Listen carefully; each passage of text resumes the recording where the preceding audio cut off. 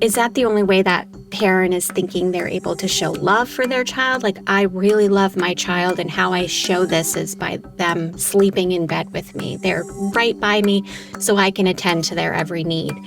And really discussing what attending to their every need is and the possibilities of doing that in a safe sleep environment and what that looks like. Looking at alternatives, providing alternatives. Maybe no one's ever talked to them about this before. Right. Maybe no one has really talked to them and met them on that human level with how hard it is to be an exhausted parent of a newborn and validating that feeling. And how do we validate that feeling while also ensuring for the safety of their baby?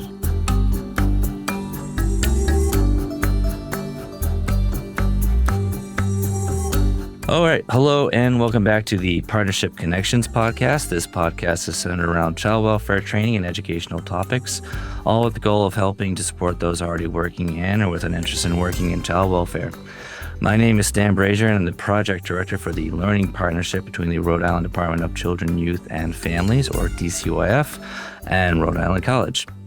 Our desire is to bring information from experts on a variety of topics, all at no cost to hardworking professionals and others. Before we begin, please note a disclaimer that all views and opinions expressed by the guests and hosts are their own and do not necessarily reflect those of the institutions or agencies they may represent.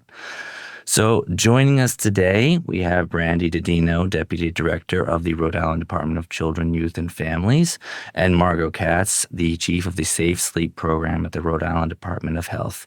We're going to be talking a little bit about safe sleep practices, why they're so important, some advice, some recommendations, some resources, and so on. It's a very important topic, and we have two subject matter experts here to talk to us more about that. Brandi and Margo, thank you so much for being here. Thank you for having us. Thanks for having us. Appreciate it. Appreciate when people take time out of their busy schedules to meet with us. So recommendations for putting a baby to sleep safely have changed over the years. I actually remember my mom telling me when we just had our son that they only put that baby on their stomach, right, to begin with. So what advice did you receive as a first-time mom? Like, what's kind of changed over the years? Well, I am the mother of a almost 25-year-old daughter. So back in 2001, when she was born, there was no safe sleep education at the hospital. Maybe the pediatrician said, place her to sleep on her back. But I was also allowed to use a wedge if I wanted to put her on her side. And my instinct was that the back was uncomfortable. So I wedged her on her side, and she could easily have flipped over on her tummy. But also in the crib, nobody talked to me about what actually goes in the crib. Everything matched because I was a first-time mom, and I wanted a beautiful place for my baby. So there was a comforter, stuffed animals, and a bumper.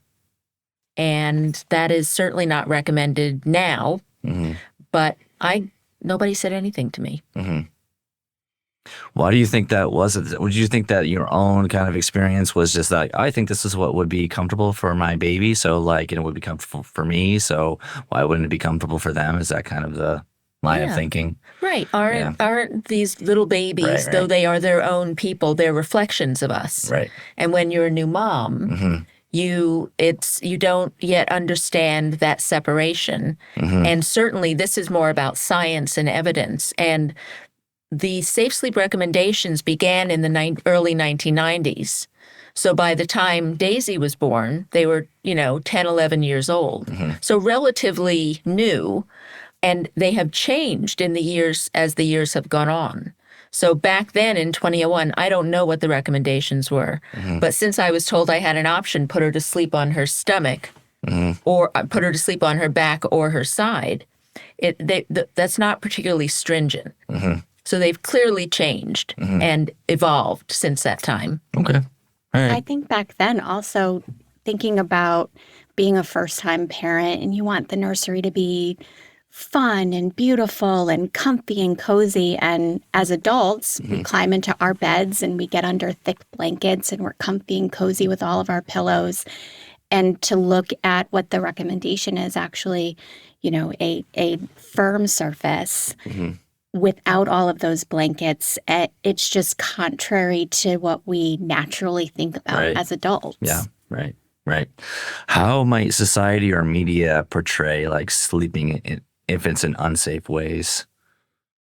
What are some ways that we see that? Don't get me started on that. Oh, please get started. Tell us more. So social media and influencers and celebrities are really the enemy of evidence-based public health messaging in many ways. Yeah. Probably in other arenas, but certainly when it comes to safe sleep.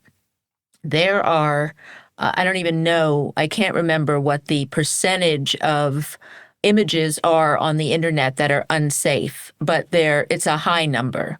It may be 92% of images of babies sleeping on the internet are unsafe. And that comes from the influence of people who are living on the internet and putting things out based on their beliefs. Now, people can have beliefs that are not evidence-based. And I think when you're dealing with parents or people who are raising babies under the age of 1, you have to be really sensitive to who's your audience, because there may be culture, or parents have the agency to choose how they're going to parent. So you're up against more than just word of mouth, because, the internet and what's out there, it's just this torrent of images and information. I would imagine there's a big lack of context in the media and social media images and imagery, right? That doesn't show like you said, culture or like natural supports that a family might have or a parent might have, right? That this is missing a lot of information that's out there. What are some of like the common things that are incorrect that are Well, there's shown? A famous picture of a dad sleeping on a sofa with his very, very little baby on his chest. Is it the coming Jordans down. one? I don't know. There is a know. Jordans one when he's falling asleep and he's in a recliner. He's That sounds like it could be another one for sure. Yeah. This Anyway, I've seen. Sorry, this. Jordans. They don't sponsor us, so don't worry. Jordan's the furniture. Yeah. Okay. Well, there goes my sofa. Yeah. Yeah. So there's a sort of a emotional gut feeling about dads being parents that women don't really get that same feeling because it's our job, right? But with dads, it's like that credit for being a warm, cuddly dad. This picture of the little baby tummy down on dad's stomach is so dangerous that it just, when you know what the data is and you know what the recommendations are, it really does take your breath away. Because the reaction to this photo is emotional. For that very reason, he decided to give mom a break, took a nap on the couch, little baby on his tummy, tummy to tummy, and the baby died. Was too young to, sort of either get his head up or move appropriately or whatever. So these are the risks that are out there, but they feed on emotion. Right. You remember those pictures? I forget who the photographer is. A baby sleeping in a lettuce Annie leaf. Leibovitz, right? Close. Annie somebody, you're right. But there's a little baby curled up, like on their belly, on their side, wearing a hat, covered in a fuzzy blanket. In a bucket. Yeah, right. And charming, and we respond to it and we buy the greeting cards with it. But it also is sending a message, to people who may not be aware of the recommendations and who are working, on emotion, making decisions based on emotion. Right.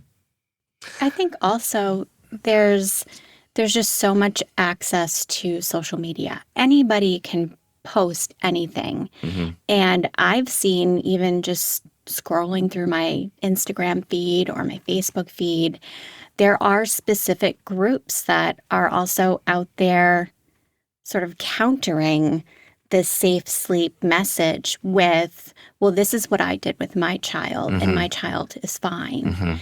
And let me show you how I did it safely, versus thinking about that child as the exception to the rule, and that this is actually very dangerous to do. And but for the grace of God, nothing bad did happen to you. But we have such an ability to just be able to put things out there without the comprehensive information that we have on safe sleep. Yeah, the science and the evidence-based, to back that up, right? So, Margo, you mentioned an unfortunate incident when we're talking about a sudden unexpected infant death. Could you talk a little bit more about what that is? When we talk about safe sleep practices, we're also talking about the unfortunate possibility that could happen. Can you explain sort of what that is and maybe what the difference is there a difference between sudden unexpected infant death and sudden infant death syndrome? Are they roughly the same, or can you just tell us a little bit more about that? Sure. So sudden unexpected infant death is the current phrase that we use, the acronym SUID. And within SUID is SIDS, which is sudden infant death syndrome. Okay. Back in the day, we used to call that crib death. Okay. Where you'd go in, the baby would be in the crib, and the baby would have died, usually overnight. SUID means the death of a baby under the age of 1, where the cause is not immediately known. An investigation has to occur for an understanding of why did this baby die. Of the 3 top causes, the least is accidental suffocation in bed. But the reason that's so important is that we're focusing on the least is that it's entirely preventable. It is dependent on the behavior of the adult taking care of the baby, how they are going to place that baby to sleep, or where that baby falls asleep. It could be the sleep environment, or it could be positional. So that's what we in public health focus on, is what can be prevented. So it's a lot of education. I can tell you that nationally, about 3,400 babies die of SUID every year. In Rhode Island, we're such a small state, and we do have a small numbers policy at the Department of Health, which doesn't allow me to tell you how many deaths we have, SUIDs we have per year. But I can tell you that we have between 4 and 13 a year. And the difficult thing about this is that there's no trend. One year it could be 4, the next it could be 13, it could be 9, it could be 5. It's all over the place. And it is not a crime necessarily to place your baby to sleep on their stomach. These are tragic accidents. Right. And we at the department educate providers so that they can educate their clients and their patients. We don't do a lot of direct care, so we rely on our community partners. So I've educated over 2,000 people in the state on safe sleep, who then go out and talk to their patients and clients about it. But we've had tragedies where the family received safe sleep education the day before the baby died from unsafe sleep. So that really doesn't just speak to parents not listening. It speaks to the challenges and exhaustion that families experience. You have a baby that's almost a year old. Especially younger babies are at greater risk. 0 to 4 months is when the risk is at its greatest.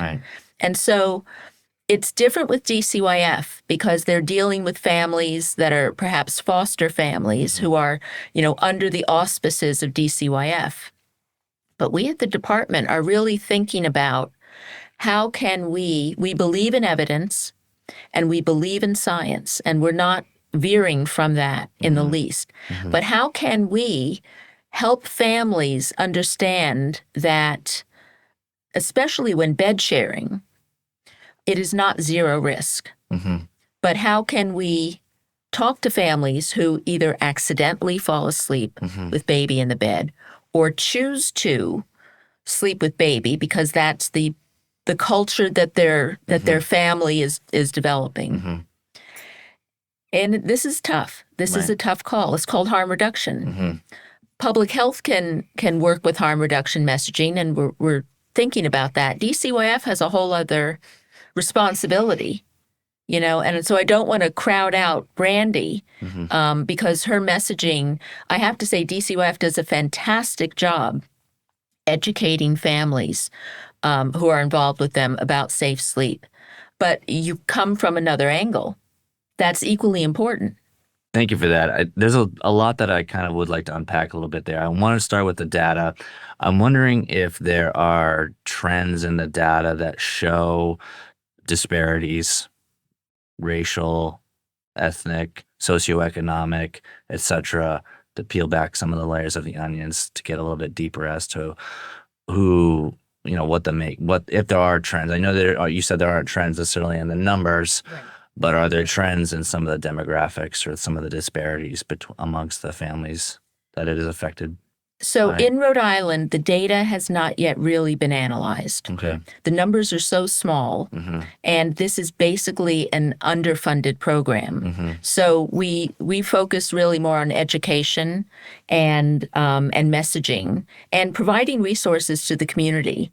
We give pack and plays to family visiting agencies that they can give to families that they're providing services to who may not have a safe place for baby to sleep. But nationally, I think that if I'm remembering the data right, bed sharing data may be highest among people where bed sharing is part of the culture. And when you're having that conversation, that has to be respected. But the data is not straight across the board. Family visiting also collects data about safe sleep. And even by town, it's a little different.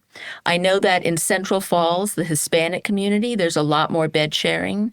There's a lot more placing baby to sleep with soft objects. That's part of the culture. And so what you have to do in that case is know your audience. And you can't quash the culture, you can't denigrate the culture, but you have to share the evidence and try to change hearts and minds. Yeah, that was going to be another follow-up I had for you is, how do you have that cultural humility piece and sharing the information and raising the awareness of the evidence-based practices and best practice? So what exactly is the current advice for safe sleep? So the current advice for safe sleep, and I want to just also add to what Margaret said in that at DCYF, if a family comes to our attention and it is a family that has a child under the age of 1, we are having conversations with every family. So it's not that they've just come to our attention because of a possibility of co-sleeping. They could come to our attention for any possible reason. They could be in the midst of being investigated for an allegation of abuse or neglect, or this just may be a family that's reached out because they need help. If we identify that there's a baby in that family, we are having that safe sleep conversation. So it is across the board. And we're doing that conversation with whoever is that baby's caretaker. So we're talking parents, we're talking grandparents, we're talking foster parents, and we're really talking about the ABCs of safe sleep. So the fact is that the baby needs to be alone on their back in a crib anytime they're asleep. I know that there tends to be like this huge focus on where the baby sleeps at night when everybody else is sleeping. But we really are trying to get the message across that any time your baby is sleeping, they need to be alone on their back and in a crib. They shouldn't be sleeping in their car seat. They shouldn't be sleeping in a swing. They shouldn't be sleeping in their boppy. Some of these things that if you just even look on the packaging, it shows a sleeping baby. So it's just counterintuitive, like, wait, the packaging shows me that it's okay for my baby to sleep in this. So we provide any family with pack and plays so that we are not necessarily making that judgment call, and we're not requiring that family to say to us, hey, I don't have a way for my baby to safely sleep. Right. We are just giving them to families. We are helping set them up. And we do the same thing if a family is identifying or we notice that, a family doesn't have a car seat. So it is about harm reduction. It is about treating everyone equally and setting sort of this baseline of, I'm not even going to ask if you have the means to do this. I'm going to provide you with the means to do this. And we do that for any family that we become involved with. And we do that on a regular basis. So if a family is open to us every month, every time we're going out to that home, visiting with the family, seeing that baby, we're seeing where that baby sleeps, and we're having that conversation about safe sleep. That's how our investigators and our ongoing social caseworkers are trained. Generally speaking, what's the feedback from families that are involved with DCYF? Do they receive the information openly, willingly? Is there pushback at all from families? Is any of that sort of like documented in terms of what families? Is there any challenges, I guess, that you hear from social workers that go out and provide that information? Or is it generally like well received and understood? So I can't think anecdotally if I can think about a family that's pushed back. Mm-hmm. I think that it is sometimes offering them a different perspective. And we have to do that in a non-judgmental and non-punitive way. Mm-hmm. And let's be honest, you don't think about DCYF as being non-punitive. Mm-hmm. And so it's sort of counterintuitive Right. as to how people think about our agency. But we're there to help ensure the safety and well-being of children. And children are best when they are at home with their parents, if at all possible. And so if the difference between that child being safe or unsafe is a safe sleep apparatus, like a pack and play, like a cribette, or we get them a full crib if this is a long-term situation, then we're going to provide that so that that baby can stay at home. And that's where we're coming from. That's sort of the impetus to having these conversations, is that we want to try every possible solution that we can to keep that family together. Mm-hmm. Mm-hmm. What guidance can you give social caseworkers and other professionals who work with children about talking to families about safe sleep? We talked a little bit about the cultural consideration piece, just coming at it from a helping angle. Anything else that would be helpful to convey the message? I think asking open-ended questions. First of all, you don't want to lecture, right? You don't Right. want to say, this is what you need to do. That's It's like scolding it's a finger. command or It's a command. right. You want to connect with the family, even if you're a DCYF caseworker, right? You're in their lives. Mm-hmm. And ask open-ended questions. Have you thought about where the baby's going to sleep, or where's the baby sleeping? Can I see where the baby is sleeping? Right. It's really important, if possible, to lay eyes on the sleep environment, because you may walk in, you'll see a crib filled with toys or clothes or diapers. To, as I said before, know your audience. And if there are barriers to safe sleep that are not tangible but more emotional, well, I slept with my mother, right? Then to unpack that, and that's a word I can't stand. I hear it all the time, but here I am using it.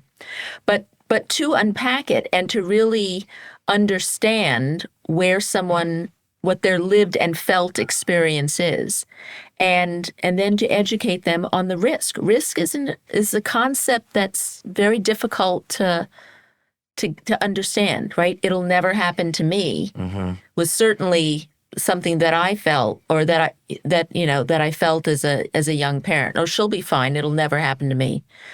But accidents happen. And if you're the parent or the caregiver and you're responsible for designing the environment where the baby is going to sleep, the guidance that you get has to be given to you and not just to everybody. Does that make sense? Yeah, I think another thing I was thinking of is like just in terms of how much would you be willing or should you be willing to share about personal stories that are relatable, or empathizing with that person in some way and just saying, like, I know it's hard. I know you're really sleep deprived. I know you might not have a lot of support. Can that sort of stuff be also helpful? Well, I don't know what's allowed at DCYF, but when you're providing care to a family, and many of these families have stressors that do impact sleep, the baby itself impacts sleep.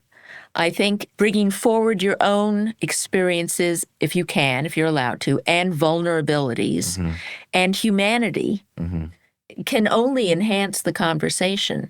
There may not be an answer, right? There may not be anybody who can be there in the house to be up with you if you choose to, feed the baby in bed or bed share. But it's important to, I think, just be honest and be yourself and to bring yourself into the conversation as a human being. I think we always value empathy. That I think of myself and when I was a caseworker and how important it was to connect with my families on a human level. And so do I think that it's necessary to self-disclose all of these things? Absolutely not. I think that you can be a social worker in the true sense of like having a social work degree and all of that stuff and still follow ethical guidelines around self-disclosure. But there's a difference between that and empathy. And we do expect our investigators, our caseworkers to have empathy for the families that we're serving and adding that human component to it and really hearing, and to use the term that Margo doesn't like to use, unpack, really hearing the reasons behind this family and their hesitancy or their subscription to, well, this is how my mom did it and this is how I have to do it. And this is how her mom did it. And just looking at, is that the only way that parent is thinking they're able to show love for their child? Like, I really love my child, and how I show this is by them sleeping in bed with me. They're right by me so I can attend to their every need. And really discussing what attending to their every need is and the possibilities of doing that in a safe sleep environment and what that looks like. Looking at alternatives, providing alternatives. Maybe no one's ever talked to them about this before. Right. Maybe no one has really talked to them and met them on that human level with how hard it is to be an exhausted parent of a newborn. And validating that feeling. And how do we validate that feeling while also ensuring for the safety of their baby? Right. And I would imagine that just relating on that human level can help kind of diminish some of the fear that might be put into them by, this could happen to you, like this sudden infant death stuff could happen to you. Yes, it's unlikely, but we are giving you the recommendations, we're giving you the advice, we're giving you the strategies, we're giving you the tools that you need to practice safe sleep so that it doesn't happen to you. We're not telling you so that you'll be afraid. And I think relating with somebody on a human level will help, I think, diminish some of the fear ultimately, right? So what other resources are available out there for social workers and families? Infographics, media campaigns, research studies, tips and things like that they can, go online and find, or things that they can use. Yeah, the NIH still has a safe sleep page up, which is nice. There's lots of resources for providers there. There's a wonderful graphic that is, I think, on the NIH safe sleep page, which shows why it's important that babies be placed to sleep on their back, even if they spit up. Because the instinct, if baby has GERD or is spitting up, is to put them on their stomach so they don't choke. In reality, the architecture of the esophagus and the trachea shows that if baby's on their back and they do spit up, what will go back into the baby will actually go through the pipe it's supposed to go back in through, which is the esophagus, I think. But to describe this to anyone is awkward. So that picture, which sort of is a cutaway of the baby and the esophagus and the trachea, is fantastic. And I tell everybody that they should print it out, laminate it, and put it in their bag of tricks when they go see families. Because that instinct, again, it's the instinct, might cause them to put baby in the wrong position. And that could be harmful. And Brandi's right. Instinct and, how you perceive yourself as a parent plays such a big role in the decisions you make when parenting, especially at the beginning and with the first baby. What kind of parent do I want to be? What traumas do I have that cause me to want to bring baby into bed with me? Am I afraid? Am I afraid that baby's afraid? People have legitimate reasons to be afraid, whether it's where they live or what they themselves have experienced. And it's important also, I think, when talking about safe sleep with families, to remind them that it's just for the first year. And that this isn't, for the rest of their lives, that they have to be mindful of this.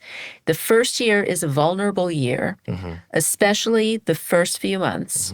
And an option that a lot of pediatricians don't talk about is to share a room and not a bed. Bring the baby's crib or bassinet or pack and play into your bedroom. Put it next to your bed. You each have your own separate sleep surface, but you're close together. And that helps with bonding and being mindful about how baby's doing and feeding baby. You're there together, but you are on separate sleep surfaces. So there is no chance that the danger of another body in the bed with you, with that baby, because the danger is not just the blankets and the pillows putting baby into an adult bed. It's the other body, which could roll over on the baby. And I know that sounds extreme and scary, but it happens. And the tragedy of that is unimaginable. Yeah, sure.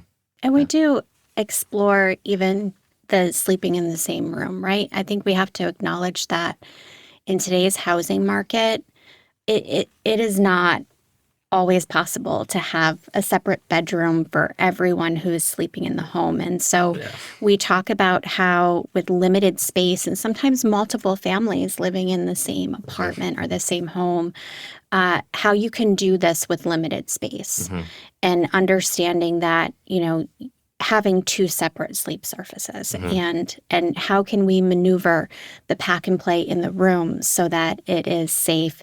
Can we get something like a cribette, which is a smaller option to a crib, and really exploring and meeting that family where they're at versus, no, baby has to be in a full-size crib in their own room. Those are unrealistic expectations in today's world. Right.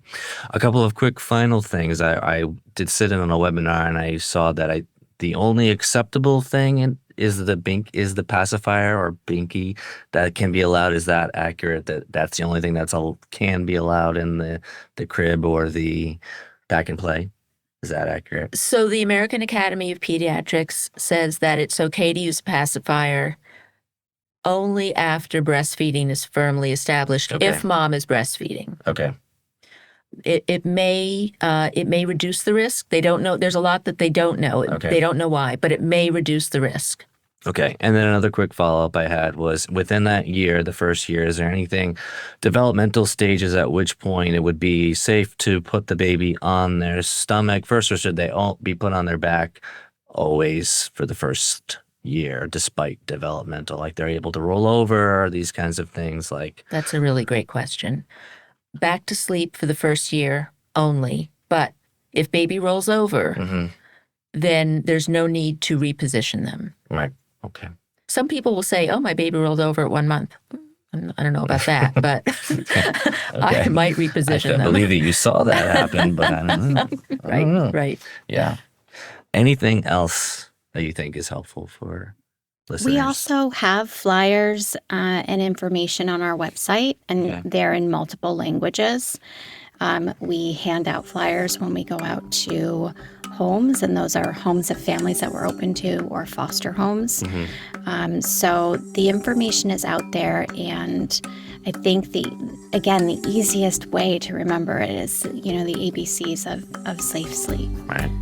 Okay. Yeah, and we could put links to flyers, other resources in our show notes and stuff like that when people go to download the episode. But thank you both so much. Appreciate it. Thank Pleasure. you. Thank Thanks. you.